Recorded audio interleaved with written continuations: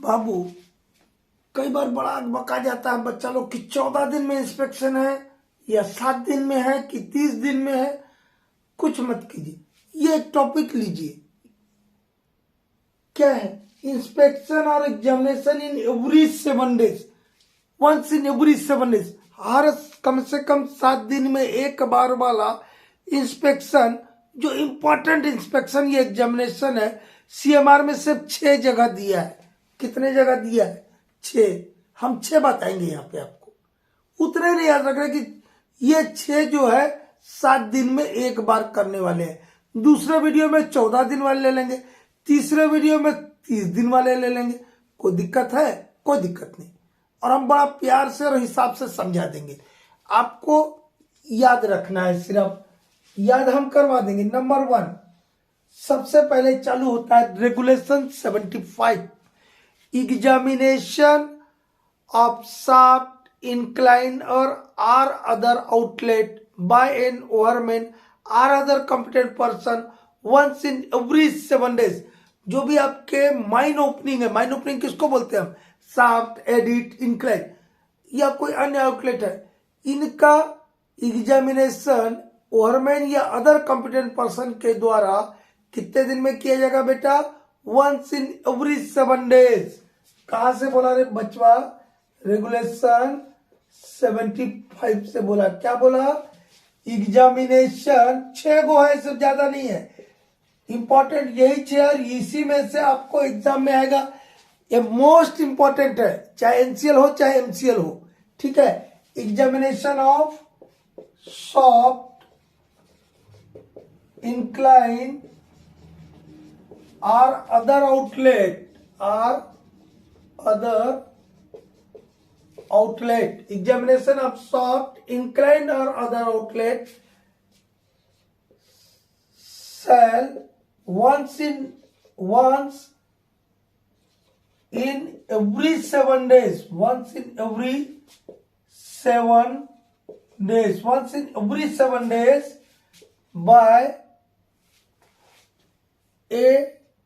by an overman or other competent person, CP लिखा है, other competent person. क्या बोला? सॉफ्ट का, इंक्लाइन या अदर आउटलेट का एग्जामिनेशन जो है ओवरमैन या एक अन्य कॉम्पिटेंट पर्सन के द्वारा 7 दिन में कम से कम एक बार किया। एक हो गया, 6 ही तो बताया, 6 एक खत्म हो गया। दूसरा अब देखते हैं, एक और 7 दिन वाला प्रोविजन दिया है रेगुलेशन 99 में। कहा दिया है? रेगुलेशन 99 में। क्या नाम है उसका? Examination of haulage and travelling roadway, examination of haulage and travelling roadway. TR लिख दो, टीआर मतलब travelling roadway. Examination of haulage and travelling roadway once in every 7 days. आप समझ जा रहे हैं यहाँ पे क्या लिखा है? Once in every 7 days by an overman or other competent person, by an overman or other competent person once in every 7 days। 2 हो गया, 6 ही तो बोला था बेटा, 2 तो निकल गया।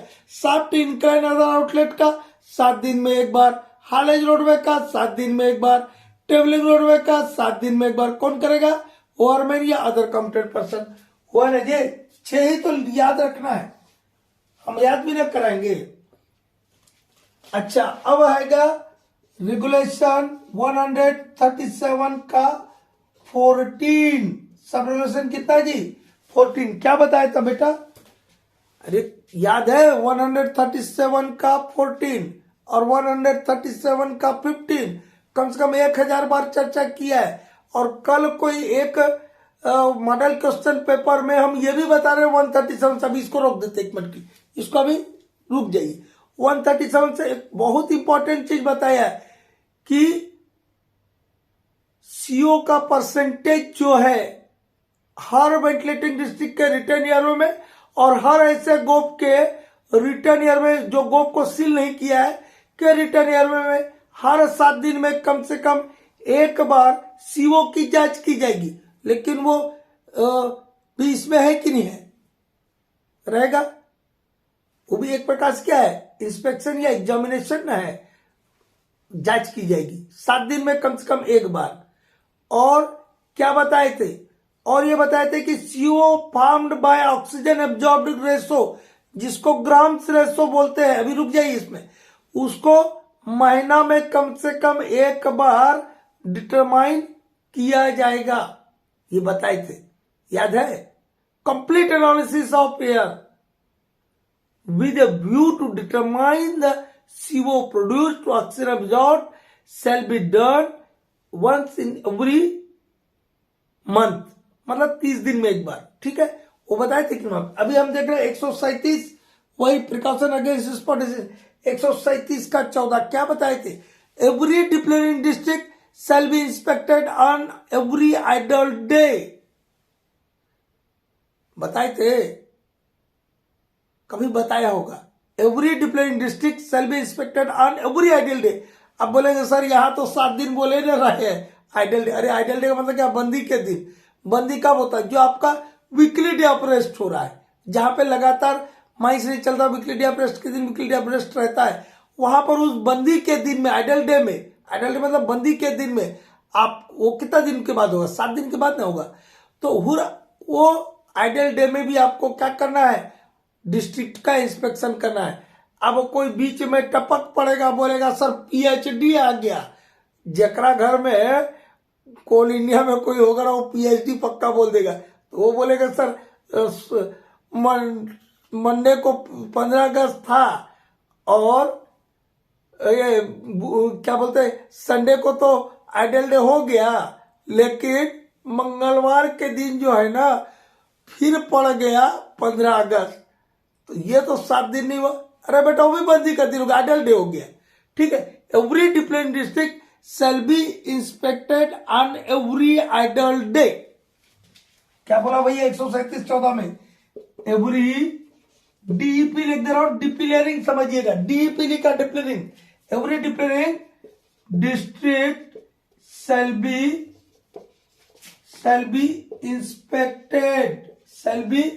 Inspected on every idle day by a competent person and that competent person is overman, ये बताए थे। चौथा लीजिए, ज्यादा प्रोविजन है ये नहीं बेटा, आप लोग बेवजह में बकाते हैं। 137 का सब रेगुलेशन 15, हम 137-15 बोलेंगे, समझ जाना कि रेगुलेशन के बाद हम उसका सब रेगुलेशन बोल रहे हैं। 137 का सब रेगुलेशन 15 क्या बोलता है, यहाँ 2 बात है, एक काम करते इतने को मिटा देते ताकि ऊपर से आपको बताने में समझाने में इजी हो जाए। एक रेगुलेशन 137 का सब रेगुलेशन 15, ठीक है, क्या है इसमें 2 चीज है बेटा, कितना चीज है, 2 चीज याद रखिएगा।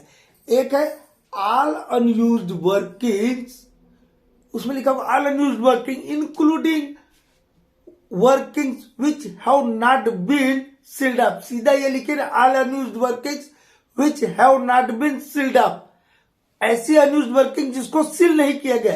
अरे जरा सील कर दिया ओकरा जांच करने से कर लेन देना है, सील कर दिया तो खत्म हो गया, घुसबो कैसे करेगा, घुसबो नहीं करेगा, जांच कैसे करबो करेगा। तो जो अनयूज्ड वर्किंग जिसको सील नहीं किया गया, all unused working which have not been sealed up, एक एंड आइसोलेशन, एंड है मतलब और, end isolation stoppings built around goaf out areas shall be inspected by a competent person once at least in every 7 days, ठीक है। और उसमें आगे लिखा होगा फॉर एनी फायर रिस्क। तो अब यहां पे बच्चा लोग कंफ्यूज आ जाता है, बोलेगा फायर रिस्क अंदर वाले में क्या, अरे भैया आपका जो अनयूज्ड वर्किंग हो, काम नहीं हो रहा वहां पे, तो क्या होगा, हो सकता है कहीं आग वाग लग जाए, उसके लिए बोलता है कि फायर रिस्क हो सकता है। हो सकता आपका जो सील्ड पैनल है, गोड आउट कर लिया, अब गोड आउट पैनल किसको बोलते हैं, गोड आउट एरिया किसको, जो एरिया से हमने कोयला निकाल लिया, जिस डिस्ट्रिक्ट से पैनल से कोयला निकाल लिया उसको सील कर दिया, हो सकता है उसके अंदर भी आग लग जाए, तो हम बताए थे एक दिन कि ऐसा हम स्टॉपिंग को चेक करके छू करके पता करते गर्म तो नहीं है। फिर क्या करते, थर्मामीटर भी कोई कोई स्टॉपिंग में लगा देते तो उसके रीडिंग से पता चल जाता, ऐसे बताए थे ना। तो इसमें क्या बोला, दो बात है, ऑल अनयूज्ड वर्किंग और एक अनयूज्ड वर्किंग का 167 में बताएंगे एकरा में ही, यही 7 दिन वाले में। वहां पे अलग चीज के लिए, यहां अलग चीज के लिए अनयूज्ड वर्किंग का चेकिंग है, वहां पे अलग चीज के लिए 167 में गैस के लिए, 167 में काहे के लिए, गैस के लिए, और यहां पे काहे के लिए, फॉर एनी फायर रिस्क है। ये स्पॉन्सिटिंग वाला है। तो क्या बोला इसमें, क्या दो बात है, दोनों को अलग अलग दिखते हैं। ऑल अनयूज्ड वर्किंग्स, एक नंबर में ऑल अनयूज्ड वर्किंग्स, डिफिकल्ट है क्या बेटा 7 दिन वाला, 6-7 को तो याद ही रखना है बाबू। All unused workings which have not been sealed up, which have not been sealed off, ऐसे अनयूज्ड वर्किंग जो कि सील नहीं है। एंड क्या बोला बेटा, एंड लिखा, उसके बाद एंड के बाद क्या बोल रहे हैं, आइसोलेशन स्टॉपिंग्स, आइसोलेशन स्टॉपिंग्स built around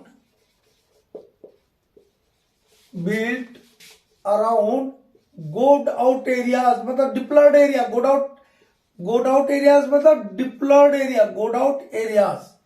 ठीक है, आगे में क्या लिखता, shall be inspected by a competent person once, at least once in every 7 days, once in every 7 days। ठीक है, काहे के लिए करेगा, for any fire risk, for any fire risk. और अनयूज्ड वर्किंग जो सील नहीं है उसको गैस के लिए भी 7 दिन में एक बार चेक करेंगे। और यहां पर जो कॉम्पिटेंट पर्सन होगा, हम आप लोग को बताए हैं पहले भी कि वो ओवरमैन होगा, और हम आपको बता दे रहे हैं, और ज्यादा आगे बताना नहीं, एनसीएल के बाद जो बचा हुआ रेगुलेशन फिर बताएंगे, अभी बहुत कुछ बाकी है। ठीक है, बताएंगे, समय कम मिला हमको, फिर भी हम बहुत ईमानदारी से पूरा प्रयास किए हैं। हम जो काम करते हैं उसको ईमानदारी के साथ करते हैं और पूरे तन्मयता के साथ करते, नहीं तो नहीं ये करते हैं। ये 137 का सब रेगुलेशन 15 में जो जांच करते हैं अनयूज्ड वर्किंग का या आइसोलेशन स्टॉपिंग का, वो 7 दिन में एक बार, और काहे के लिए करते, फॉर एनी फायर रिस्क। और 167 में भी 7 दिन में एक बार करते हैं अनयूज्ड वर्किंग का जांच, लेकिन काहे के लिए करते, गैस के लिए, गैस के लिए मतलब for the presence of inflammable और नॉक्सियस गैस। नेक्स्ट में देखेंगे। ठीक है, अब पांचवा देखते, तो पांचवा देखते हैं, ये आइसोलेशन स्टॉपिंग वाला एक यहां था, ये आइसोलेशन स्टॉपिंग भी हम बताए थे 5, रेगुलेशन 142 का सब रेगुलेशन 7। ठीक है बेटा, 142 का 7 हम बताए थे। आइसोलेशन स्टॉपिंग बनाने के पर्पज बताए थे 8 गो, उसका एक फार्मूला भी बताए थे, जिनने नहीं देखा तो कभी देखिएगा, अभी तो अब समय नहीं है। तो उसमें था कि गोड आउट पैनल को सील करने के लिए, फायर है, स्पॉन्सिटिंग है, उसको सील करने के लिए, ठीक है, ओल्ड वर्किंग को सील करने के लिए, या ओल्ड वर्किंग में फॉलन कोल है और उसको रिमूवल करना प्रैक्टिकेबल नहीं है, उसको सील करने के लिए, ऐसे बहुत सारे कार्य बताए थे वहां पे। या फायर है तो फायर को सील करने के लिए बताए थे ना, ढेर सारा बताएंगे, 8 गो बताए थे। सेक्सुअलाइजेशन करने के लिए ऐसा बताए होंगे बहुत सारा, अभी उसको छोड़ दीजिए। तो अब रेगुलेशन 142, अभी जो हम 137 का सब रेगुलेशन 15 देखे, उसमें क्या देखे बेटा कि गोड आउट पैनल को सील करने के लिए जो आइसोलेशन स्टॉपिंग बनाई थी उसका 7 दिन में इंस्पेक्शन करा। यहां जो 142-7 में आइसोलेशन स्टॉपिंग है, ये फायर स्टॉपिंग है, मतलब आइसोलेशन स्टॉपिंग है लेकिन फायर स्टॉपिंग का है। फायर स्टॉपिंग, अरे भैया कहीं आग लग गया होगा या स्पॉन्टेनियस हो गया होगा, उसको आइसोलेट करने के लिए या कंट्रोल करने के लिए आपने आइसोलेशन स्टॉपिंग बनाया होगा, तो उसको हम फायर स्टॉपिंग बोल रहे हैं। कौन सा इसमें बड़का बात है जी? दिक्कत है तो क्या बोलते हैं 142 का 7, all stoppings, all stoppings, all stoppings erected, erected मतलब बनाना। ये इरेक्टेड का मतलब क्या होता है बेटा हिंदी वाले? बनाना। ERECTED, erected. All stoppings erected for isolation, for isolation or control, or control of fire और स्पॉन्टेनियस हिटिंग। ऐसे लिख दो स्पॉन्टेनियस हिटिंग। ये स्पॉन्टेनियस हिटिंग के भी कई नाम बताए बेटा हमने। स्पॉन्टेनियस हिटिंग को spontaneous combustion, self heating, auto oxidation, ये सब बोलता है, ठीक है। और बहुत स्पॉन्टेनियस हिटिंग का कुछ कुछ बताए हैं, देख लीजिएगा। All stoppings erected for isolation और कंट्रोल ऑफ फायर और stopping shall be inspected by a competent person, shall be inspected by a competent person once in every 7 days, once in every 7 days।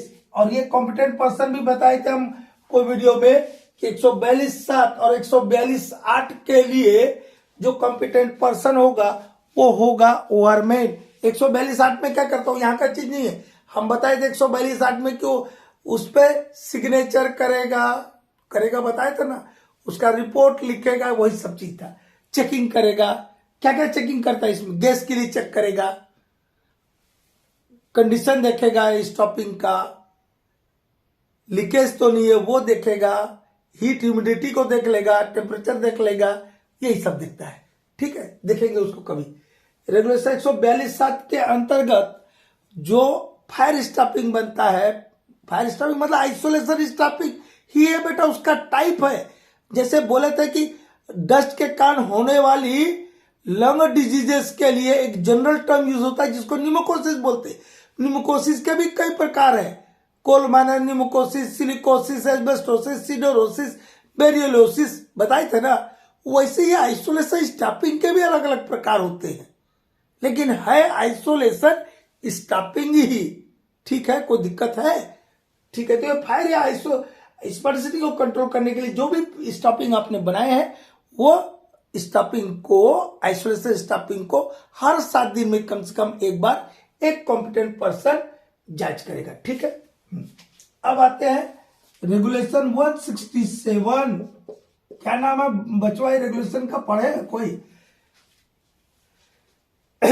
Inspection of unused working for gas. क्या नाम है regulation का नाम? Inspection of unused working for gas. CMR के मेरे playlist में जाइएगा, मिल जाएगा ये सब चीज, या फर्स्ट एफएमसी एसएमसी लेजिस्लेशन वाले में होगा, कहीं ना कहीं एक जगह होगा। रेगुलेशन 167 क्या है? ये वाला क्वेश्चन 2020 का एक क्वेश्चन था, पेपर था मेरे पास, उसमें पूछा है, ठीक है। यही वाला, इसके ऊपर क्या पूछा था, हम क्वेश्चन पेपर लाते हैं, 1 मिनट रुक जाइए, 1 मिनट। कहां पर था? हाँ, ये क्वेश्चन नंबर 22, ये question number 22। All unused working which has not been sealed off shall be inspected for the presence of inflammable or noxious gas by a competent person once at least in how many days बोल दिया, कितने दिन में करेंगे। तो यह आ गया 167 वाला। 167 के अंतर्गत गैस के लिए जांच कितने दिन में करते हैं? 7 दिन में एक बार। तो ये सब 7 वाला तो एक साथ आ ही ना गया यार बाबू, ये 6वां नंबर चल रहा, और एक और 7 है। हम स्टार्टिंग में लगता है 6 बोल रहे थे, 7 है। 7 ही इंपॉर्टेंट प्रोविजन है जिनमें 7 दिन के इंटरवल पे वंस इन एवरी 7 डेज करते। 7 दिन वाले 7 प्रोविजन हम बता रहे, उतना याद कर लीजिए। माइनिंग का कोई एग्जाम में बैठो, माइनिंग सरदार वायरमैन फर्स्ट क्लास, कौन कौन एग्जाम होता, डीजीएम उसके लिए बैठेगा, यही ना पूछेगा। और कहां से पूछेगा? बाहर से पूछेगा, ठीक है। रेगुलेशन 167 क्या बोल रहा है? ऑल अनयूज्ड वर्किंग्स, सभी unused workings all unused workings which have not been sealed off, which have not been sealed off, which have not been sealed off, shall be inspected by a competent person, shall be inspected by a competent person, shall be inspected by a competent person once in every 7 days, once in every 7 days, for the presence of inflammable gas और नोक्सियस gas. Hindi में बोल के बता दे रहे बेटा, ये 167 में क्या लिखा है कि सभी अनयूज्ड वर्किंग जिसको सील नहीं किया गया है उसकी जांच एक कॉम्पिटेंट पर्सन, इसमें गवर्नमेंट रहता है कि जांच एक कॉम्पिटेंट पर्सन हर 7 दिन में एक बार करेगा। काहे के लिए करेगा? For the presence of inflammable and noxious gas, क्योंकि नाम ही इसका क्या है, रेगुलेशन का हेडिंग क्या है, टाइटल क्या है, inspection of unused working for gas. ठीक है, ये हुआ। एक और है, ठीक है, एक मिनट, लास्ट 7वां नंबर। ठीक है, एक्चुअली ना ये इंस्पेक्शन है ना एग्जामिनेशन है, इसलिए इसको लास्ट में, ये टेस्टिंग है। क्या है? टेस्टिंग है, लेकिन इसको भी याद रखिए, मोस्ट इंपॉर्टेंट है। क्या बोलता है कि स्पॉन्टेनियस का प्रारंभिक अवस्था में पता चल जाए। किसका बाबू? स्पॉन्टेनियस का प्रारंभिक मतलब शुरुआती ही दौर में हम खोज ले कि स्पॉन्टेनियस है। इसके लिए रेगुलेशन क्या बोलता है? 137 का 12 ये बोलता है कि हर वेंटिलेटिंग डिस्ट्रिक्ट के रिटर्न की हवा का, हर वेंटिलेटिंग डिस्ट्रिक्ट की रिटर्न की हवा का तथा हर ऐसे गोप जिसको आइसोलेट नहीं किया है उसकी हवा जो रिटर्न में जा रही है का हर 7 दिन में कम से कम एक बार टेस्टिंग किया जाएगा परसेंटेज ऑफ CO के लिए। हर 7 दिन में कम से कम क्या चेक करेंगे? परसेंटेज ऑफ CO के लिए। एक लाइन में इसको 2 लाइन में हम लिख दे रहे हैं। ठीक है, इन ऑर्डर, क्या बोलता है बेटा? In order to detect spontaneous heating in its early stage. Early stage मतलब प्रारंभिक दौर में, शुरुआती दौर में। In order to detect spontaneous heating in its early stage, ये एक लाइन में लिख देना। ऐसा दूसरे लाइन में क्या लिखना? In order to detect spontaneous heating in its early stage the air, क्या काहे का आपको चेक करना, काहे में चेक करना? द एयर में, हवा में। The air in the return airway, the air in the return airway of every ventilating district, of every ventilating district। साथ में लिख दिया ventilating district को। the air in the return airway of every ventilating district and of every group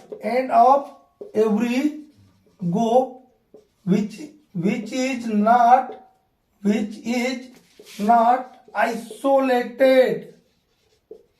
isolated shall be, और यहां पे main चीज आपका आ जाएगा shall be tested for percentage of CO once in every 7 days, once in every 7 days with an automatic detector, with an approved automatic detector। अब कोई बच्चा पढ़ेगा और बोलेगा सर वहां तो लिखा tested for percentage of CO once in every 7 days with an detector, with an automatic detector approved by chief inspector, ऐसा लिखा है। बोलेंगे आप तो ऐसा लिखा जी sir with an approved automatic. अरे बचवा ओकरा रेकरा एक का मतलब होता है, ये 60 में लिखने का तरीका है। अप्रूव्ड कौन करेगा? अप्रूव्ड करने का सिर्फ पावर है चीफ मिनिस्टर ऑफ माइंस को, बाकी केकरो पावर नहीं। इसीलिए हम क्या लिख दिया, with an approved automatic detector. समझ आया? हम कोई चीज बोलते हैं या बताते हैं तो बड़े ऑथेंटिकेटेड वे में बताते हैं, अपने लिए भी पढ़ाई किया है। और तुम जैसे पढ़ रहे हो ना बच्चा, ऐसे और भी बच्चों को पढ़ा के बड़का बड़का मैनेजर बना दिया है। ठीक है, ये क्या बोलते हैं, यूट्यूब में तो अभी भी हम नए हैं, ऑफलाइन पढ़ाते थे कभी, और सब फ्री सेवा किए, वो पैसों वाला नहीं किए कभी, फ्री सेवा। अरे बच्चा लोगों से कहा लेना जी। ठीक है, ये हो गया। ये 7 गो तो प्रोविजन से है यार, और 7 दिन वाले तो काहे बोलते हैं कि दही निकल गया सर, भेजा से दही निकल गया। 7 गो है, याद रख लीजिएगा। 14 दिन वाले बता दे रहा हूं अगले वीडियो में, उसके बाद 30 डेज वाले बता दे रहा हूं। हो गया। ये मोस्ट इंपॉर्टेंट है, इसमें से एक पक्का आएगा एनसीएल या एमसीएल में, कोई एग्जाम, दोनों में से एक एग्जाम में एक पक्का आएगा। ठीक, तो मिलते हैं नेक्स्ट वीडियो में।